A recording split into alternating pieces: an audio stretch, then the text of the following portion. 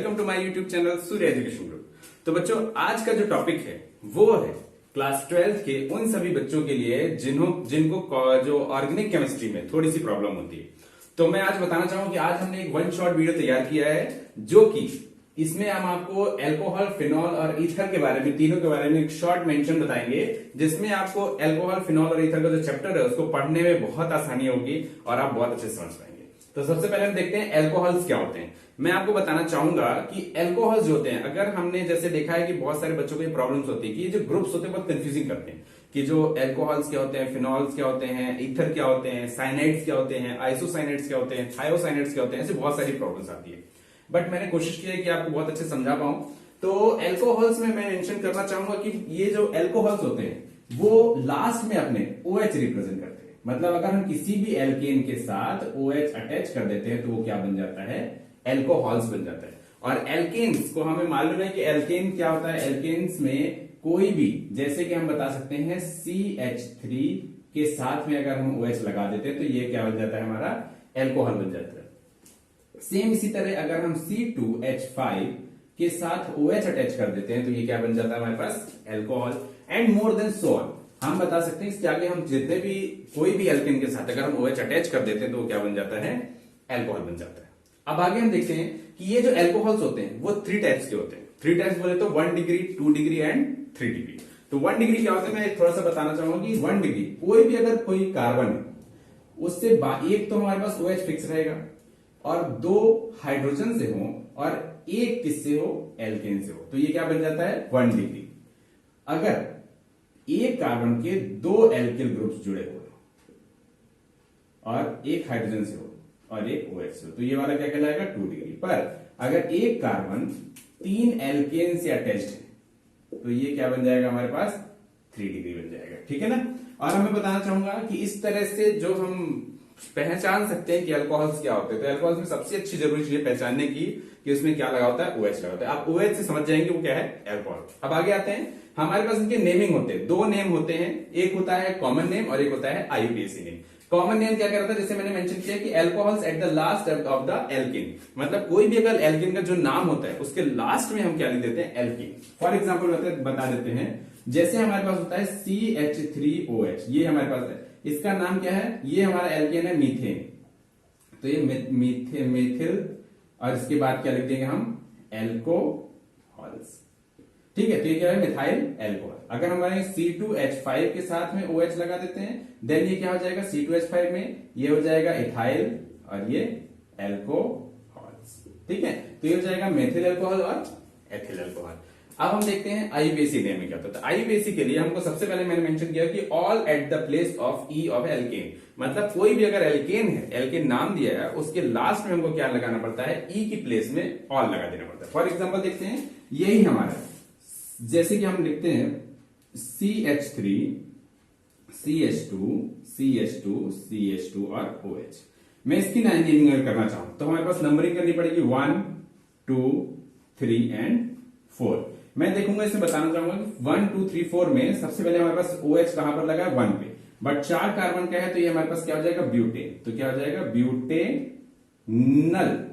Butanal और कितने number पे, 1, तो 1 ब्यूटेनल बोलेंगे इसको। ठीक है, और इसी तरह हम आगे मेंशन कर सकते हैं। अब हम देखते हैं हमारे पास फिजिकल प्रॉपर्टीज क्या होती है। फिजिकल प्रॉपर्टी में हमारे पास solubility, boiling point and odour and taste के बारे में देखेंगे। तो सबसे पहले हम देखेंगे सॉल्युबिलिटी क्या है। सॉल्युबिलिटी में क्या हो जाएगा, ये स्मॉलेस्ट जो एल्केन्स होते हैं वो H2 में डिसॉल्व हो जाते हैं, बट लॉन्गेस्ट वाले मतलब उसके अपर्स के नहीं होते। फॉर एग्जाम्पल मैं बताना चाहूंगी, जैसे मेथेन है, मेथिल एल्कोहल है और एथिल एल्कोहल है, या लोएस्ट जो होते हैं वो तो हमारे पास किस में डिसॉल्व हो जाएंगे, वाटर में, बट जो हाईएस्ट होते हैं वो नहीं होते।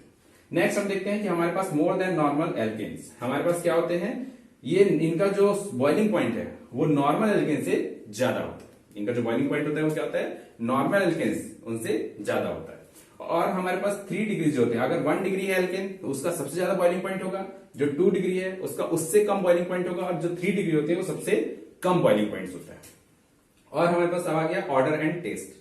तो ऑर्डर की बात करेंगे तो इसका जो ऑर्डर होता है वो होता है, स्मेलिंग होती है, इसमें इसकी स्वीट स्मेलिंग होती है ऑर्डर में, और जिसका टेस्ट होता है वो बर्निंग होता है, थोड़ा सा ऐसा तीखा टच जैसा होता है। अब आगे देखते हैं, हमारे पास ये पहला टॉपिक जो अल्कोहल है वो बहुत ही अच्छा है। आप इतना अगर कर लेंगे तो आपको थोड़ा सा अल्कोहल को पढ़ने में थोड़ा इजी पड़ेगा। अब मैं आता हूं हमारे पास फिनॉल के बारे में। तो phenol, what is phenol? Phenol को जैसा आप देख रहे हैं कि फिनॉल एक एरोमेटिक कंपाउंड होता है। तो जब कोई भी एरोमेटिक कंपाउंड, फॉर एग्जांपल एक बेंजीन, बेंजीन को मैक्सिमम एरोमेटिक कहते हैं, तो बेंजीन अगर के साथ अगर OH लगा दिया था तो वो फिनॉल आता है। जैसे कि आपको मालूम है C6H6, ये हमारे पास बेंजीन है, बट अगर मैं इसमें इस बेंजीन को मैं C6H5 बोलकर इसमें एक OH लगा देता हूं तो ये क्या हो जाएगा, हमारे पास फिनॉल हो जाता है। ये हमारे पास जो हो जाएगा वो फिनॉल्स हो जाते हैं। अब फिनॉल को हम ऐसे भी रिप्रेजेंट कर सकते हैं। ये हमारे पास इसको रिप्रेजेंट करने का एक छोटा सा वे है जिसको कि इसको रिप्रेजेंटेशन करते हैं, इसको फिनॉल कहते हैं। अब फिनॉल की क्या होता है, इसके नेमिंग जो होती है लगभग यही होती है। हम लास्ट में उसको कोई भी एल्कीन के बाद वो जो हमारे पास होते हैं फिनॉल के से एक ही डायग्राम होता है। अब हमारे पास आते हैं इसकी फिजिकल प्रॉपर्टीज। फिजिकल प्रॉपर्टीज में ये एक कलरलेस सॉलिड होता है। इसका जो कार्बोलिक ऑर्डर होती है, जिसकी जो खुशबू होगी वो कैसी होगी, कार्बोलिक जैसी होगी। और इसमें क्या होता है, ये टर्न पिंक। अगर हम इसको नॉर्मल एनवायरमेंट में रखते हैं और लाइट में और एयर में रख देते हैं ऐसे, तो इसका कलर कैसा हो जाता है, पिंक कलर में हो जाता है। नेक्स्ट बोल रहा है ये लेस डिजोल्व विथ वाटर। ये कहता है पानी में कम डिजोल्व होता है, बट ईथर और एल्कोहल में डिजोल्व होता है, ज्यादा डिजोल्व होता है। और क्या होता है, ये पॉइजनस होता है। और अगर ये हाथ में कहीं स्किन के टच में आ गया तो इसमें क्या होता है, ब्लस्टर्स जनरेट हो जाते हैं, फफूंदे पड़ जाते हैं। ठीक है, तो ये भी आपको ध्यान रखना है। तो ये हमारा हो गया फिनॉल। अब हम देखते हैं ईथर की बात करते हैं। What is ether? अब ईथर क्या है? ईथर में मैंने बताया कि अगर हम किसी भी ROR, इट मीन्स किसी भी ऑक्सीजन में जैसे हम दो एल्केन अगर आ गए तो वो क्या कहलाता है, ईथर कहलाता है। हमारे पास OR ऐसे को हम रिप्रेजेंट कर सकते हैं। फॉर एग्जांपल मैंने लिया जैसे CH3O और CH3, तो इसमें दो एल्किल ग्रुप्स आ गए हैं और O बीच में आ गया, तो ये क्या कहलाएगा, हमारे पास ईथर कहलाएगा। इसका नाम क्या होगा, डाई मिथाइल ईथर। ठीक है, अब हम देखते हैं कि इसके दो नेम होते हैं, कॉमन नेम होता है और IUPAC नेम होता है। तो कॉमन नेम में क्या आ जाएगा, ether at the last of alkane, if mixed ether then alphabetical. ये बोल रहे हैं कि अगर हमको कॉमन नेम लिखना है तो हमको ईथर के साथ, जैसे हमने बताया अभी यहां पर डायमिथाइल ईथर लिख दिया मैंने, या इसको अगर हमारे पास जैसे कोई मिक्स हो गया जैसे CH3O C2H5 हो गया, तो हमको क्या करना पड़ेगा, इसका नाम लिख देना पड़ेगा एथिल मैथिल ईथर। क्यों, इसको हमको क्या करेंगे, सबसे पहले इथाइल मिथाइल ईथर, ये इसका नाम हो जाएगा। बट जब हम IUPAC नेम की बात करेंगे तो ये बोल रहा है use alkoxy of smallest alkane and other alkane. सबसे पहले हमको क्या करना पड़ेगा, ये चेक करना पड़ेगा। जैसे यही मैं इसी को IUPAC नेम में मेंशन करूंगा, तो जैसे है CH3O C2H5, तो इसका नाम क्या हो जाएगा, ये मीथेन है तो मिथॉक्सी इथेन, ये क्या हो जाएगा, मिथॉक्सी इथेन। ये हमारा क्या नाम हो जाएगा, IUPAC नेम हो जाएगा।